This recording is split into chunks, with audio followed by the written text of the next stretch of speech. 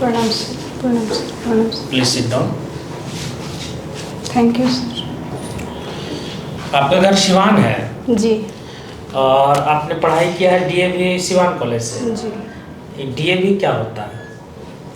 Sir, DAV पूरे दुनिया में पाए जाने वाला एक संस्था है जो हाँ। दयानंद एंग्लो वैदिक के रूप में जाना जाता है सर। दयानंद कौन थे?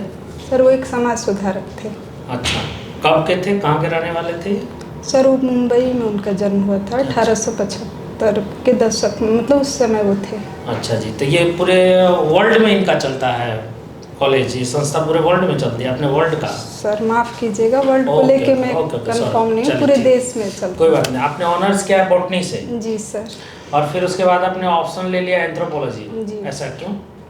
सर एंथ्रोपोलॉजी में कुछ सेक्शन बॉटनी से भी मैच करता है अच्छा, सर, और अच्छा। दूसरा कारण था कि इसका गाइडेंस मुझे इजीली अवेलेबल था सर। अच्छा। और ये मुझे काफ़ी रुचिकर लगा क्योंकि इसमें बायोलॉजी के साथ साथ कुछ सोसाइटी के भी पोर्शंस होते हैं। चलिए, तो मुझे आप एंथ्रोपोलॉजी में घोटुल प्रथा के बारे में बताइए। घोटुल प्रथा पढ़े हैं? सर पढ़ा तो एंथ्रोपोलॉजी है पढ़े हो? इधर भूल गए हो क्या? कितने दिनों से नहीं पढ़े एंथ्रोपोलॉजी?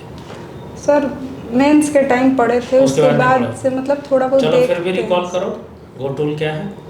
सर मुझे लगता है सर, अगर आपकी इजाज़त हो तो, ऐसे में कंफर्म नहीं। बोलो। सर ये आदिवासियों की एक प्रथा है। हाँ, तो क्या है? प्रथा तो है, घोटुल प्रथा है तो प्रथा है, लेकिन है क्या ये? सर किस ये प्रकार की? एक युवा बोलो, बोलो, डरो युवा नहीं। गृह है सर। युवा गृह। युवा गृह क्या होता है इसमें युवा गृह में? सर इसमें जो भी मतलब युवा लोग होते हैं, लड़के और लड़कियों को रखकर और समाजीकरण की शिक्षा दी जाती है सर। पहले तुम बढ़िया से पोजीशन में बैठो, गड़बड़ हो रही है ठीक तुम्हारी है पोजीशन, है ना? ठीक जी। है, एक बार ये बताओ, विवाह कितने प्रकार के होते हैं? सर विवाह के कई प्रकार होते हैं हाँ, सर, जैसे एकल विवाह है सर, बहु विवाह है। मैंने आपसे पहले पूछा कितने प्रकार के होते हैं, उसमें डिफाइन है कि नहीं कि विवाह के कितने प्रकार हैं? सर कितने प्रकार हैं? सर एग्जैक्ट में नंबर नहीं रिकॉल कर पा रही हूँ, बट सबसे पवित्र विवाह कौन सा माना जाता है? सर पवित्र विवाह सर हाँ। अंतः विवाह सर। अंतःविश्वास। अच्छा, हाँ, इंडिया में मातृसत्तात्मक जनजाति कौन कौन से हैं, बताएं मुझे आप। सर कुकी है हाँ जी, और ठीक है। नायर सर। अच्छा। जहाँ तक मैं रिकॉल, इसमें क्या होता है मातृसत्तात्मक में? सर इसमें जो फीमेल होती है सर, उनका डोमिनेंस देखने को मिलता है। आई मीन सर, जो विवाह के बाद जो उनके हस्बैंड होते हैं उनको अपनी पत्नी के घर आके रहना होता है, और जो प्रॉपर्टी होता है सॉरी, वो इनहेरिटेड होता है फीमेल के तरफ अच्छा। से। बिहार में कितने जाति हैं? जनजातियों के प्रतिशत क्या है बिहार में? अभी जाति गणना के जी। अनुसार से नहीं बताना आप, जाति जनगणना के अनुसार से नहीं बताना, मुझे सेंसस के आधार पर बताना। सर 1.3%। और फिर किसकी जनसंख्या ज़्यादा है? सर संथाल के। संथाल के। चलिए, किस क्षेत्र में संथाल यहाँ रहते हैं? सर भागलपुर पूर्णिया के क्षेत्र में। क्या उनका व्यवसाय क्या है, बेसिक जीवन यापन करने का? जी सर, वो जनरली एक परहा पंचायत को सर फॉलो करते हैं राजनीतिक व्यवस्था के तहत, और अंतःविवाही समूह है सर, और एक उनके देवता के रूप में सिंगबोंगा होते हैं सर, उनकी वो पूजा करते हैं। एंथ्रोपोलॉजी के दो थॉटर का नाम मुझे बताइए, चिंतक का नाम।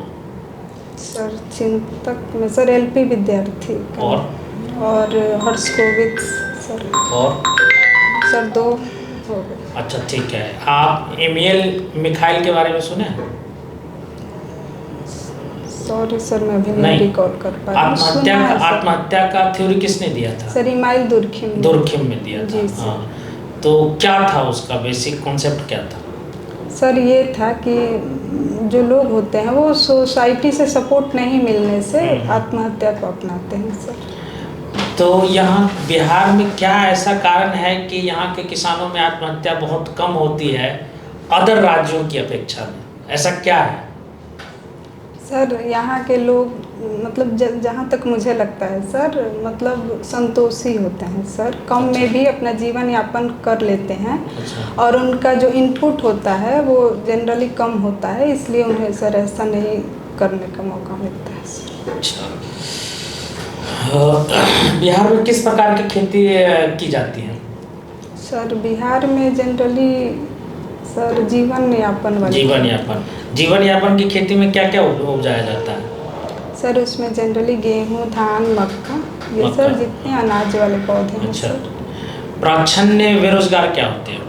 जी सर, ये बेरोजगारी का एक प्रकार है जिसमें मतलब बाहर से देखने में लगता है कि सभी इंगेज हैं, रोजगार में हैं, बट किसी काम में जितने लोग नहीं चाहिए उतने लोग लगे होते हैं। जनरली कृषि में सर देखने को मिलता है कि अगर उतने लोग भी हैं तो प्रोडक्टिविटी उतना ही होता है, और अगर उसमें से 2-4 लोग हट भी जाएं तो उतना ही होगा। तो बाकी जो लोग इंगेज हैं सर उनको प्रच्छन्न बेरोजगारी के तहत। अच्छा, एक बात ये बताओ कि यदि हिमालय नहीं होता तो इंडिया की स्थिति क्या होती? जी सर, हिमालय इंडिया के लिए मतलब एक बहुत ही सपोर्ट के तौर पे है सर। जैसे उत्तर से आने वाली सर ठंडी हवाओं को रोकता है, और मानसून को रोक कर सर बारिश कराने में मदद करता है। इसके अलावा सर वहाँ से बहुत सारी नदियाँ निकलती हैं जिससे भारत में सिंचाई या अन्य चीज़ का सर साधन मिल पाता है।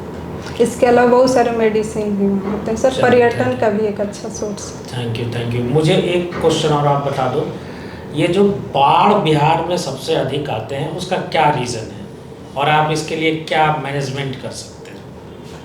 सर बिहार में बाढ़ के लिए सर सबसे जो मुख्य रीज़न है सर वो कोसी नदी है सर। ठीक है जी। तो कैसे नियंत्रण कर सकते हो इसका? सर है कि कोसी के पानी को सर सही से मैनेज किया जाए, क्योंकि वो नेपाल और भारत दोनों में मतलब साझा नदी है। तो भारत सरकार नेपाल के साथ सर मतलब बातचीत करके इसको कर। चलो कोई नहीं सर, प्रोसीड कीजिए, फिर 1-2 सेकंड और हो गया। ये बॉटनी से आपकी है ना? जी सर। अच्छा। बॉटनी किस साइंस में आता है? पॉजिटिव साइंस या नेचुरल साइंस या कुछ और में?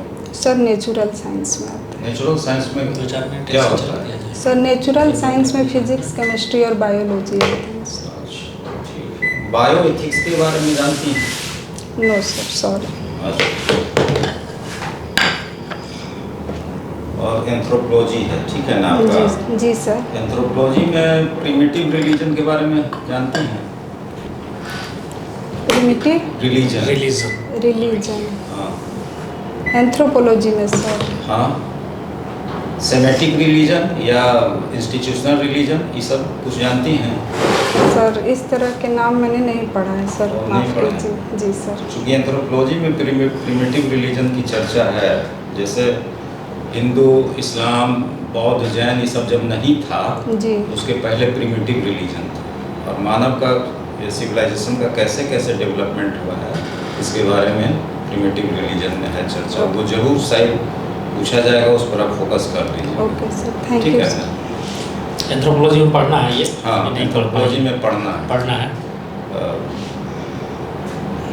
एंथ्रोपोलॉजी किस फैकल्टी में आता है? ह्यूमैनिटीज में या सोशल साइंस में? सर ह्यूमैनिटी में। ह्यूमैनिटीज में? जी। कैसे? सर इसमें सर एग्जैक्ट मुझे नहीं पता है नहीं, सॉरी। ये सब क्या लीजिएगा? हाँ, अच्छा ठीक है ना, देख लीजिएगा। और क्या किस फील्ड में मैंने आप जाना चाहती हैं? प्रशासन में या कुछ और? सर प्रशासन में। प्रशासन में? जी। तुम्हारा बेसिक रूप से रैंक प्रेफरेंस पूछ रहे हैं, क्या क्या बारे में? हाँ। जी सर, मेरा फर्स्ट BAS है, Bihar administrative service. Bihar administrative service. दूसरा बिहार एजुकेशन सर्विस। तो ये एडमिनिस्ट्रेटिव एथिक्स के बारे में कुछ जानती हैं? मैंने सब तो यही कहते हैं कि हम जाके सोसाइटी की सेवा करेंगे, लेकिन वो तो हो नहीं रहा है ना? जी। आपका क्या लक्ष्य है? कैसे पॉलिटिकल इंटरफेयर भी होता है, कैसे आप बीच का रास्ता निकालिएगा? सर हम वहाँ बायस रह के सर अपने कुछ स्किल्स का यूज करके। स्किल का? जी। चलिए ठीक है, चलिए आप थोड़ा सा इंग्लिश वर्ड वैसा यूज, बायस का मतलब होता है ना एक पक्ष में जाना। जी। ठीक है, तो उस तरह का नेगेटिव वर्ड यूज नहीं करना वहाँ। तो फिर उल्टा हो जाएगा, बायस हो जाएगा। बायस के पक्ष करूंगी तो व्यास मतलब होता है कि अपने किसी पक्षपात करेंगे। ठीक सर है, मैंने क्या बायस हो के करूँगी ऐसा मैंने बोला? नहीं, हाँ ऐसा ही बोल दिया सर, सर, घबराओ गलती नहीं। मैंने चलो कोई नहीं, Sorry. घबराओ नहीं। अभी आप तुम्हारा इवेल्युएट करेंगे हम लोग। सर प्रोसीड करें। बॉटनी के फादर कौन है? सर थियोफ्रेस्टस कहाँ के थे थियोफ्रेस्टस? ग्रीस के थे सर। कहाँ से थे? ग्रीस, ग्रीस का पुराना नाम क्या था? यूनान। कहाँ है राजधानी? सर उसका एथेंस। एथेंस है। लैंडलॉक कंट्री है ग्रीस जी या फिर समुद्र से छूता है? सर छूता है शायद मेडिटेरेनियन से। अच्छा, एंथ्रोपोलॉजी विषय है आपका ऑप्शनल। जी तो रेड इंडियन नाम सुना है आपने? Red Indian? Red Indian. हाँ, एक प्रजाति है अमेरिका की। तो रेड इंडियन में किसकी विशेषता मिलता है? 3 मूल प्रजाति है, जी मोंगोलियाड, काकेशियाड, नेग्रोइड। किसकी विशेषता ज़्यादा मिलता है रेड इंडियन में? सर काकेस्वाइड। काकेशियाड का मिलता है? जी एकदम कंफर्म है? जी सर। एकदम पूरा कंफर्म है? जी सर। गुड। आधुनिक मानव का दिमागी क्षमता कितना होता है? सर 1500 प्लस सीसी होता है सर। 1500 प्लस। अभी का होमोसेपियंस का बता रही हैं आप? तो सर 2000 के आसपास। 2000 के आसपास। अच्छा, खैर आप बताइए मुझे,